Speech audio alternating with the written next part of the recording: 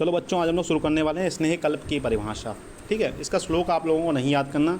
आदो समूर्छितम स्नेह क्वाथम संचरतम ततः दुग्धम कल्काक्रमाद तदार्थ गंधद्रव्यम तथा परमम एवं रीतिया मंदे मंदे अनलेर एव पचेत विषके निर्मलम निर्जले दृष्ट्वा स्नेह सिद्धे तु लक्षेत। ठीक है, इसका आपको श्लोक नहीं याद करना है। बहुत इंटरेस्ट हो किसी बच्चे को तो वो याद कर सकता है। ठीक है, ऐसा सच इंपॉर्टेंट नहीं है। सर्वप्रथम स्नेह पाक की विधि के लिए स्नेहों का समूर्छन करके विविध रोगनाशक द्रव्यों के क्वाथ या सुरस को मूर्छित स्नेह में डालकर पाक करना चाहिए। फिर क्रमशः दुग्ध और कल्क डालकर पाक करें।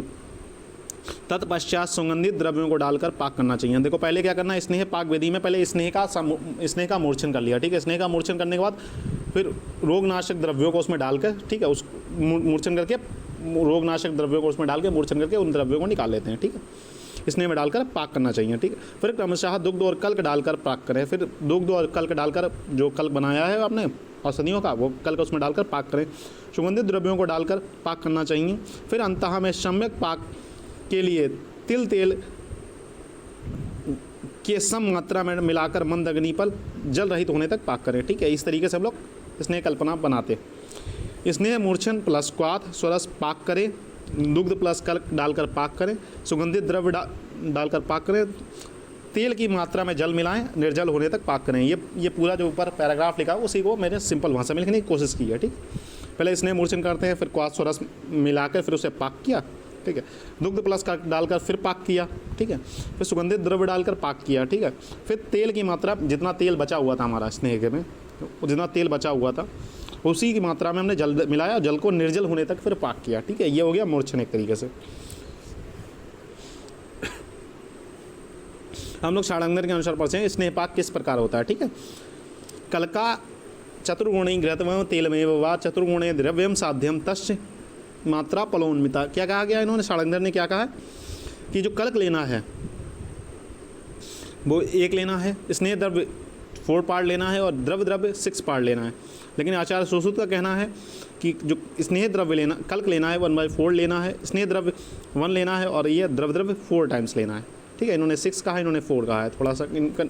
ठीक है, आप जनरल याद कर सकते हैं 1:4:1:4 याद कर सकते हैं, या 1:4:16 याद कर सकते हैं। ठीक है, इन जनरल है, ये जनरल है। अगर आपको कुछ नहीं आता तो आप ये लिख सकते हैं कि कल्क, मतलब अगर नियम पूछा जाएगा स्नेह पाक का नियम कि कल्क कितना लेना, स्नेह द्रव्य कितना लेना, द्रव्य कितना लेना, तो 1:4:16 आप याद कर लीजिए, वो ज़्यादा ईजी रहेगा आप लोगों के लिए। ठीक है, अनुक्त प्रमाण उदाहरण त्रिफला घृत बनाना है। कल्क ना पता हो तो कल्क बना लें, उसी औषधि का क्वाथ बना लें। देखो, पहले कल्क बना लें, उसी औषधि का हमने क्वाथ बना लिया। द्रव्य ना बताया गया तो पानी का प्रयोग करें। स्नेह का वर्णन ना हो तो घृत का प्रयोग करें। देखो, इसमें बताया गया अनुक्त प्रमाण। अनुक्त प्रमाण मतलब अगर आपको त्रिफला घृत बनाना है, कल्क का पता नहीं कौन सा कल्क लेना है। ठीक है, तो आपने जिस औषधि का क्वाथ बना उसी औषधि का कल्क बना लेंगे। अगर आपको द्रव्य ना पता हो तो जल का प्रयोग कर सकते हैं। अगर आपको कोई स्नेह नहीं बताया गया कि इस स्नेह का प्रयोग करना है, तेल का प्रयोग करना है या घृत का प्रयोग करना है, तो आपको घृत का प्रयोग करना चाहिए। ठीक है, स्नेह कल्पना स्नेह संधान हेतु क्वाथ मात्रा। अगर आप कोई मृदु द्रव्य लेते हैं तो 4 गुना आपको जल लेना है। ठीक है, मध्यम या कठिन द्रव्य लेते हैं 8 गुना जल लेना है, और अत्यंत कठिन द्रव्य है तो 16 गुना जल लेना है। ठीक है, इसमें अगर क्वाथ बनाने के लिए कितना पानी लेना है। ठीक है, अगर कोई मृदु द्रव्य है, मतलब बहुत कमज़ोर द्रव्य है, तो 4 गुना पानी लेके 1/4 तक रिड्यूस करेंगे, हो जाएगा। 8 गुना पानी लेके 1/8 तक रिड्यूस करेंगे तो ये हो जाएगा। अत्यंत कठिन है तो 1/16 गुना पानी लेके 1/16 तक रिड्यूस करेंगे तो हो जाएगा। ठीक है, द्रव्य मात्रा के अनुसार क्वाथ हेतु जल मात्रा। 1 कर्ष से 1 पल 16 गुना, 1 पल से 1 कुड़व 8 गुना, 1 प्रस्थ से 1 खरी 4 गुना लेना है। ठीक, ये सिर्फ ये क्या है आपके सिलेबस में, वो मेथड्स मतलब जनरल मेथड्स ऑफ में है, और एक है मतलब स्पेसिफिक रूल्स ऑफ स्नेह प्रिपरेशंस है आपके में, वहाँ पर है स्पेसिफिक रूल्स में ये आएंगे सारे रूल्स। ठीक है, द्रव्य मात्रा के अनुसार क्वाथ कितना लेना है, स्पेसिफिक रूल ऑफ अवले, ये देखो यहाँ पर आएगा। देखो, कल्क, स्नेह और द्रव्य जल अगर लेते हैं, अगर क्वाथ ले रहे हैं, क्वाथ से बना रहे हैं हम अपना स्नेह पाक कर रहे हैं, अगर हम लोग सुरस से कर रहे हैं या दुग्ध दही या मांस रस तक से कर रहे हैं तो 1/8:1:4 रहेगा कल्क, स्नेह और द्रव्य। ठीक है, द्रव्य मतलब जल, ठीक है। 1/4 1:4, ठीक है। अगर क्वास से कर रहे हैं तो 1/6:1:4 रहेगा। अगर हम किसी स्वरा से कर रहे हैं तो 1/8:1:4 रहेगा। कल की ही स्नेह सिद्धि, अगर एक से कल्क नहीं बनाना है आपको, 1 से 5 द्रव्य हो तो उस स्नेह द्रव्यों में मिलाकर ग्रहण करना चाहिए, ठीक है। जितना उस स्नेह को मिलाकर, जितना उन स्नेह को मिला लिया, ठीक है। अगर 1 से 5 द्रव्य हों तो उसे उस स्नेह से 4 गुना द्रव्यों को मिलाकर ग्रहण करना चाहिए, द्रव्यों को मिलाकर ग्रहण करना चाहिए, ठीक।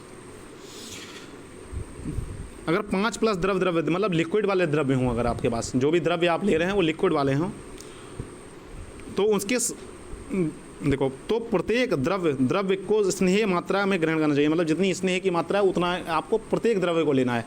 अगर आपके पास 5 द्रव्य से नीचे हैं तो आपको सबको मिला के उससे 4 गुना ज़्यादा आपको मतलब 4 गुना ज़्यादा, 1 से 5 द्रव्य हों तो उस स्नेह से 4 गुना द्रव्यों को मिलाकर ग्रहण करना चाहिए। उससे जितने स्नेह हैं उससे 4 गुना ज़्यादा द्रव्य लेने हैं। जैसे स्नेह लिया 100 ग्राम तो उससे तो 5 है तो 5 × 4 मतलब 200 लेना है पाँचों, ठीक है।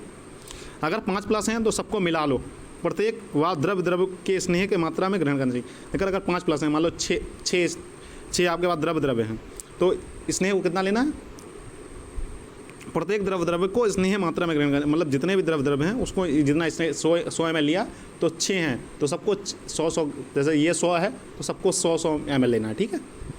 स्नेह सिद्धि लक्षण, स्नेह सिद्धि लक्षण क्या है?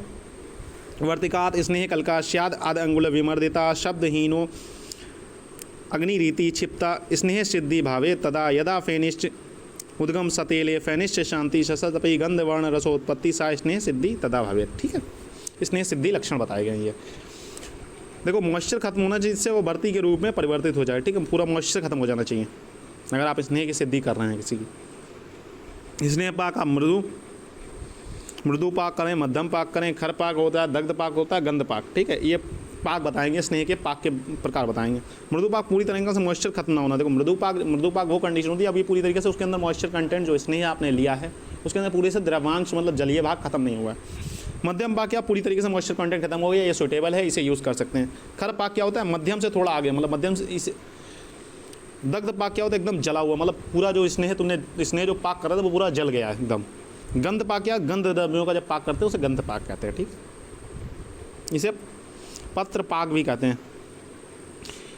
अब मृदु पाक, मध्यम पाक और खर पाक का श्लोक दिया। ईशत कलकास्तु स्नो पाको। अब मृदु पाक के लक्षण दिए गए हैं। जब स्नेह पाक कल को थोड़ा सा द्रव्यांश रह जाए तो उसे मृदु पाक कहते हैं। बिल्कुल द्रव्यांश खत्म हो जाए तो उसे मध्यम पाक कहते हैं। ईशत कठिन कलकाष्ट, जब कल हल्का कठिन हो जाए तो उसे खर पाक कहते हैं। और दग्ध पाक, खर पाक के बाद भी यदि और पकाया जाए तो उसे दग्ध पाक कहते हैं। दग्ध पाक तो व्यर्थ और दहकारक होता है, मतलब दग्ध पाक तो बिल्कुल ग्रहण ही नहीं करना है। मध्यम पाक को नॉर्मली कर सकते हैं, खर पाक को हम लोग अंजन वगैरह में इस्तेमाल करते हैं, मृदु पाक को किसी में नहीं इस्तेमाल करते, ठीक है। अब ये आगे लिखा होगा।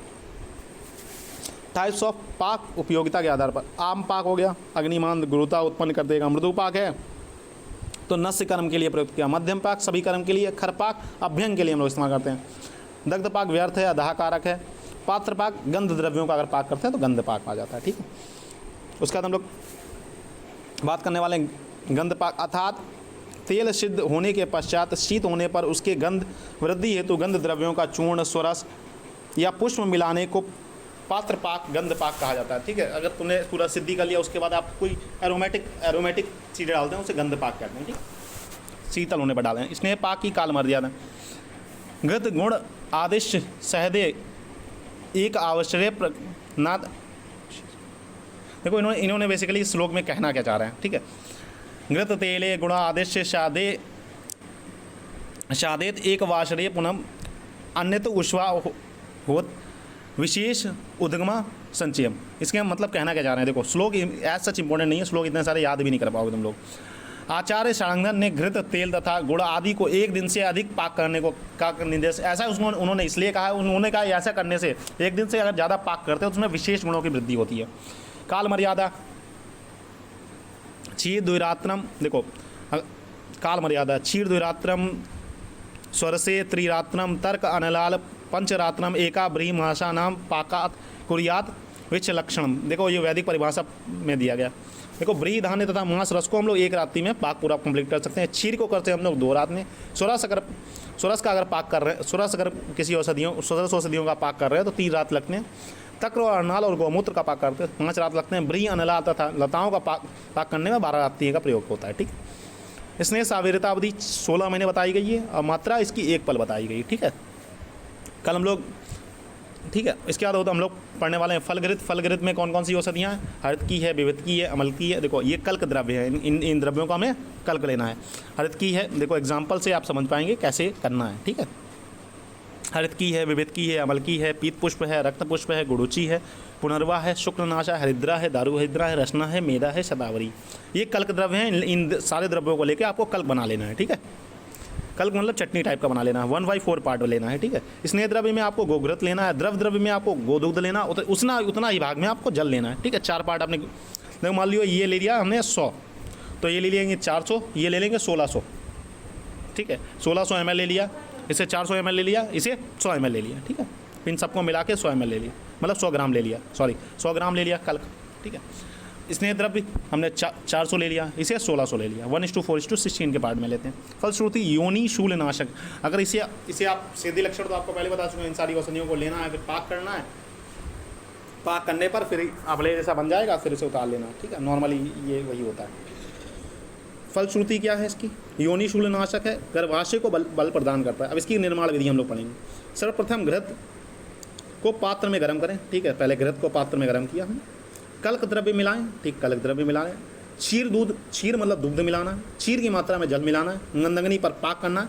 स्नेह सिद्धि लक्षण, जब स्नेह सिद्धि लक्षण आने लगे, ठीक है, स्नेह सिद्धि लक्षण क्या बताया? अगर घृत मिलाया तो घृत का जो शुरू में जो उद्गम होगा फेन का उद्गम शांत हो जाएगा। ठीक है, तो स्नेह सिद्धि लक्षण बताया गया है। उसके बाद छान लें और सेवन करें। इसके फलश्रुति क्या?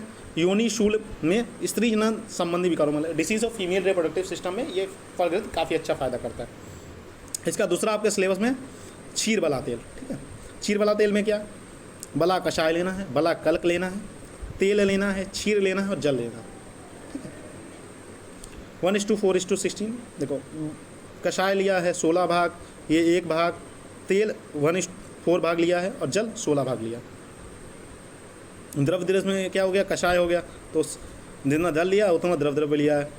तेल 4 पार्ट लिया और बला कल्क लिया गया था 1:4:16। इस तरीके से आप लिखेंगे तो ज़्यादा अच्छा रहेगा। ठीक है, मैंने इस तरीके से लिखा, अब ऐसे लिख सकते हैं। जैसे कल्क द्रव्य जो लिया है 1 पार्ट लिया गया, जो आपका द्रव द्रव्य लिया है वो 16 पार्ट लिया गया। देखो बला कषाय, ठीक है, उसी मात्रा में जल लिया गया। उसके बाद तेल और क्षीर जो लिया गया है, स्नेह द्रव्य है जो एक तरीके से, वो 4 पार्ट लिया गया। ठीक है, निर्माण विधि का, तेल को पात्र में गर्म करें, कल्क द्रव्य डालें, ठीक है, बला कषाय तथा क्षीर मिलाएं, जल मिलाएं, मंद अग्नि पर पाक करें। स्नेह सिद्धि लक्षण आने पर उतार लें, छान लें। प्राप्त स्नेह को पुनः पाक करें। ठीक है, 100 से 100 टाइम तक, क्षीर वाला तेल को 100 से 1000 टाइम तक करते हैं, इससे ये बहुत ज़्यादा अच्छा हो जाता है। बार बार ऐसी प्रोसेस को करते हैं, जैसे इससे क्या होती है, उसकी कहीं ना कहीं स्पेसिफिक पोटेंशियल जो होती है वो बढ़ जाती है। मात्रा इसकी 12 ग्राम 1 कश है। अनुपान है दुग्ध या उष्ण जल के साथ ले सकते हैं। फलश्रुति वात रोग, जितने भी वात प्रकार के रोग होते हैं वो सारे नाश कर देगा। आवर्तन सिद्धांत क्षीर वाला तेल में बताया गया है। आवर्तन सिद्धांत मतलब किसी प्रक्रिया को अगर बार बार करते हैं, ठीक है, उसे आवर्तन सिद्धांत कहा गया है। कल्क द्रव्य में अवस्थित वीर पेट्रोकेमिकल स्नेह में अच्छी प्रकार से आ जाते हैं। स्नेह का बल बढ़ जाता है किसी कार्य को बार बार करने। जैसे इसमें बताया कि इस प्राप्त स्नेह को पुनः पाक करें कितना, 100 टाइम्स या 1000 टाइम्स, इसे आवर्तन कहते हैं। मतलब किसी प्रोसेस को बार बार, मतलब 10 टाइम्स करो, 100 टाइम्स करो, उसे आवर्तन सिद्धांत के अंतर्गत माना गया है। ठीक है, स्नेह की जो पोटेंसी होती है वो बढ़ जाती है, स्नेह की डोज कम हो जाती है। स्नेह की जो डोज है पहले जो ml में थी वो कहीं ना कहीं हो सकता है मिलीग्राम में आ जाए अगर आप आवर्तन करते रहते हैं। ठीक है, उसके बाद बार बार पाक करने की प्रक्रिया से स्नेह में अब्जॉर्प्शन तथा इसकी बायोअवेलेबिलिटी बढ़ जाती है। जो इसकी बायोअवेलेबिलिटी मतलब होती है, मतलब जो कार्य करने की क्षमता होती है वो बढ़ जाती है। ठीक है, इसके बाद हम लोग पढ़ने वाले रिसर्च अपडेट्स, उसके बाद पढ़ेंगे मार्केट सर्वे। ठीक है, रिसर्च अपडेट्स में क्या है, सवीकर ईटल ने बताया है, मतलब सवीकर और उनके साथियों ने क्या बताया, गुड़ुचि सोरस पर और गुड़ची घृत पर इन्होंने 3 सैंपल पर रिसर्च की। तो इन्होंने एड्रोट्रोपोजेनिक activity against force swimming induced, gastric ulcer में इसे कारगर पाया। हेमाटोलॉजिकल चेंजेस इन अल्माइन रेट्स में अध्ययन में पाया कि गुड़ची घृत गुड़ची स्वरस की तुलना में अच्छा प्रभाव है। गुड़ची स्वरस जो है, गुड़ची घृत है, गुड़ची स्वरस की तुलना में अच्छा प्रभाव है। ठीक है, यहाँ पर पहले हम लोग गुड़ची स्वरस का इस्तेमाल करते थे, फिर गुड़ची घृत का उन्होंने अध्ययन किया। उन्होंने कहा कि गैस्ट्रिक अल्सरेशन मतलब पेट में जो नहीं होते अल्सर वगैरह बन जाते हैं, उसमें इन्होंने अध्ययन किया वो चूहों पर, तो उसमें बहुत अच्छा प्रभाव पाया। पैटगेन बी एंड अदर्स ने क्या अध्ययन किया? अध्ययन में पाया जैसे कि आवर्तन की संख्या बढ़ती जाती है वैसे वैसे द्रव लिक्विड में सेमी सॉलिड कंसिस्टेंसी की हो जाती है। मतलब इन्होंने कहा जो द्रव, जैसे कि आप आवर्तन बार बार करते हैं तो वहाँ पर जो लिक्विड थी आपकी वो एक तरह अवलेह की फॉर्म में चेंज हो जाती है। अध्ययन में पाया कि फल घृत को योनि शूल तथा गर्भाशय संबंधी ये कोई थे, इन्होंने ये पाया कि इसे गर्भाशय, योनि शूल और गर्भाशय संबंधी में अच्छा प्रभाव देखने को मिला है। ठीक है, यहाँ से आपका